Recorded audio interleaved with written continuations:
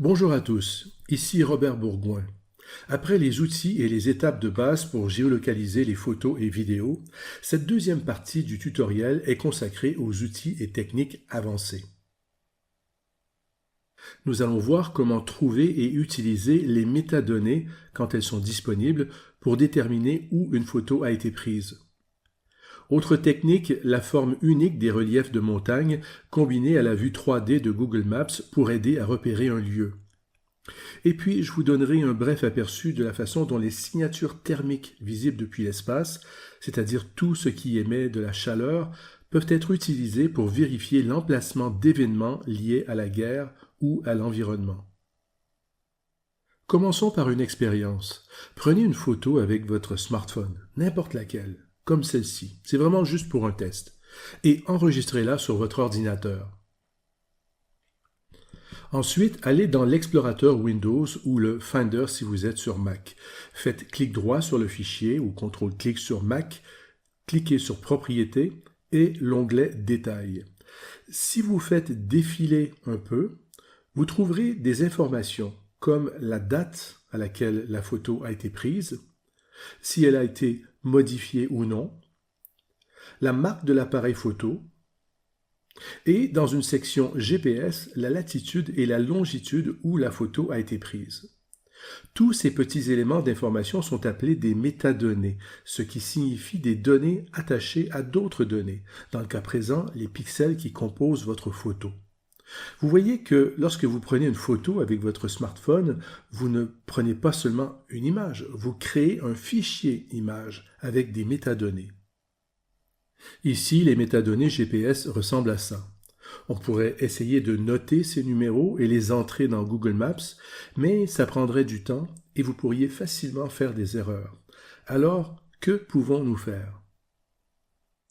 D'abord, si la photo est hors ligne, si vous l'avez reçue par courriel ou WhatsApp par exemple, et si vous êtes sur Windows, je vous recommande d'utiliser un logiciel gratuit comme IrfanView. Il peut être téléchargé à cette adresse irfanview.com. Vous ouvrez la photo dans IrfanView et cliquez sur Images, Informations, Info EXIF. EXIF, c'est une norme pour les métadonnées liées aux images et vidéos. Et maintenant, si vous sélectionnez Show in Google Maps ou Afficher dans Google Maps, vous êtes dirigé vers l'emplacement précis où la photo a été prise selon les métadonnées.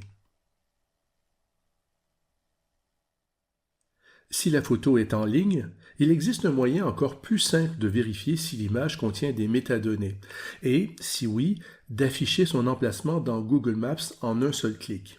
Il s'agit de l'extension de navigateur EXIF Viewer classique. Si vous ne l'avez pas encore fait, allez sur le Chrome Web Store, comme ici, cherchez-la et installez-la.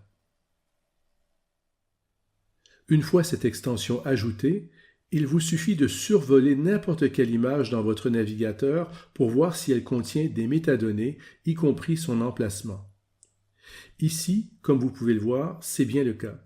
Et l'élément important est le lien GPS rouge, qui vous amène d'un clic à son emplacement dans Google Maps.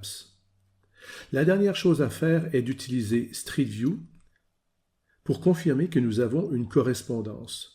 Je fais glisser l'icône Street View sur la carte.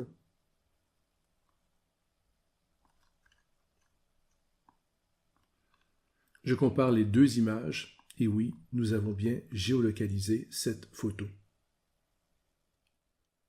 Chose très importante, il faut comprendre que les métadonnées ne sont pas un outil miracle pour géolocaliser des images.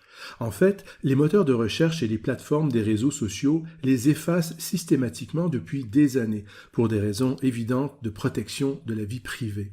Donc, ne cherchez pas de photos géolocalisées sur Facebook, Instagram ou d'autres réseaux sociaux. Par contre, si vous faites une recherche inversée sur une image d'un réseau social, vous découvrirez peut-être qu'elle a été initialement publiée sur un site web avec ses coordonnées GPS intactes. Donc, soyez persévérants et créatifs. La géolocalisation avec les métadonnées est une technique parmi d'autres. En leur absence, utiliser d'autres indices et d'autres outils. Lorsque vous ouvrez un emplacement dans Google Maps, vous voyez des chiffres dans le panneau de gauche.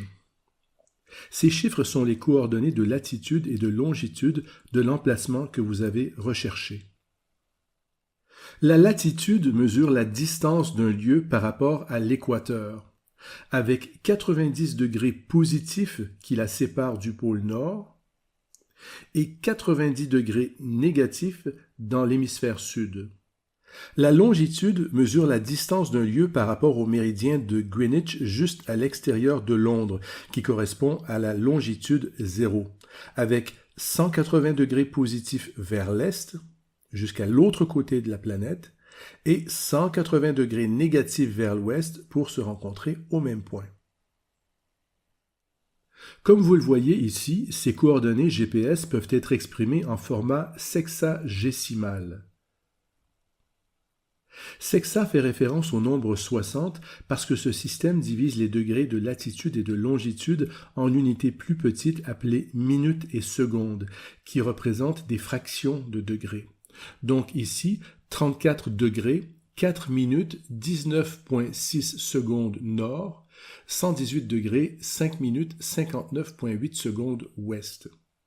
Si possible, je vous conseille d'utiliser toujours le format décimal, beaucoup plus simple et auquel nous sommes plus familiers.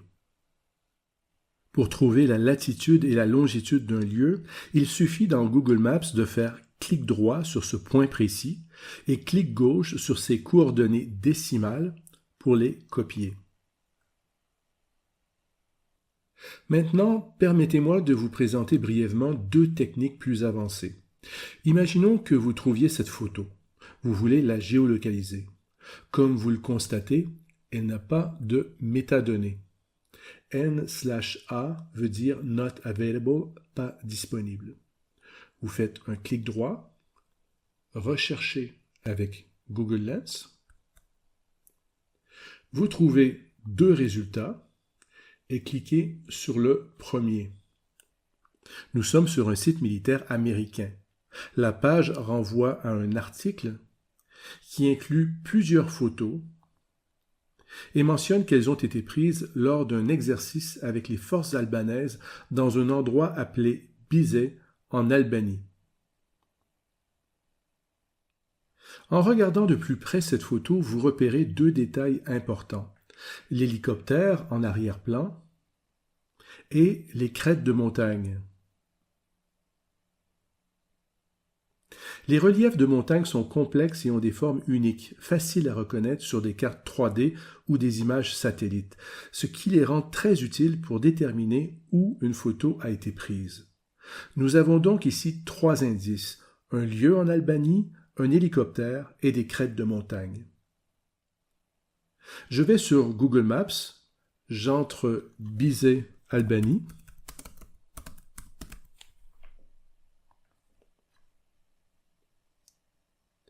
J'active la vue satellite.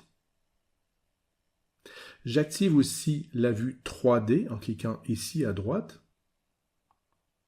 Et je m'assure que l'endroit est bien entouré de montagnes en zoomant et en faisant basculer la vue en maintenant la touche majuscule du clavier enfoncée.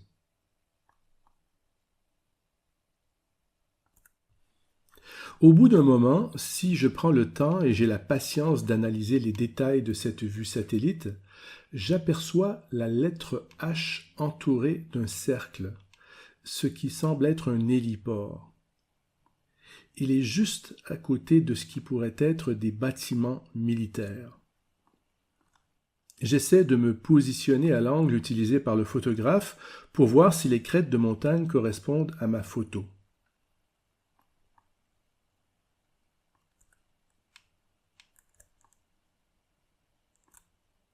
Ici, effectivement, elles semblent correspondre.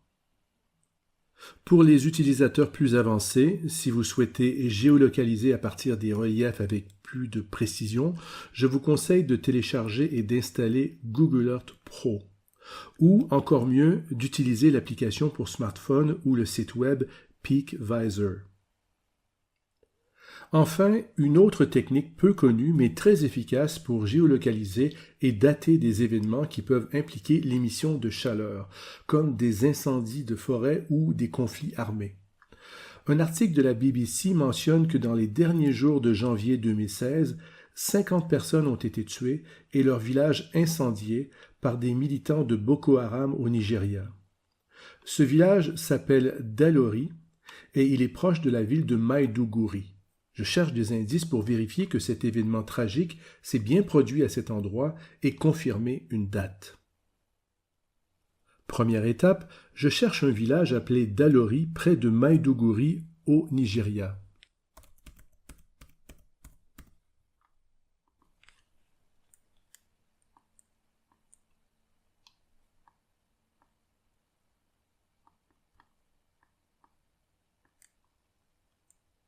Je le trouve, je fais un clic droit dessus et copie ses coordonnées de latitude et de longitude. Ensuite, je bascule sur cette carte mondiale des feux gérée par la NASA. Le site FIRMS montre chaque endroit sur Terre où des feux actifs ont eu lieu au cours des dernières heures, des derniers jours, semaines, mois et années. Vous pouvez remonter jusqu'à l'an 2000 avec ces données historiques. Vous cliquez sur l'icône de localisation et sélectionnez l'onglet Find Location ou Trouver un lieu. Ici, vous collez vos coordonnées, vous faites Entrer et zoomez sur le village.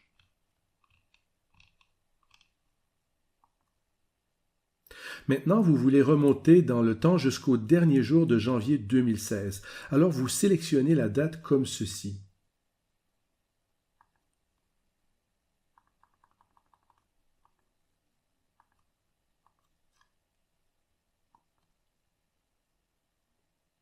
Maintenant, vous avez un curseur de temps en bas de l'écran.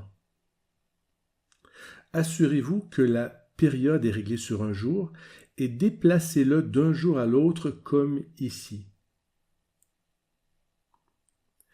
27 janvier 2016, 29, 30 et 31. Le 31 janvier, nous voyons ces 3 carrés rouges au-dessus de notre village, confirmant qu'un événement produisant beaucoup de chaleur s'est bien produit à cet endroit, ce jour-là, ce qui corrobore l'information de la BBC. Voilà, c'est ce qui conclut la deuxième partie du tutoriel sur les outils et techniques de géolocalisation. J'espère que vous avez apprécié. Merci de votre attention et à bientôt.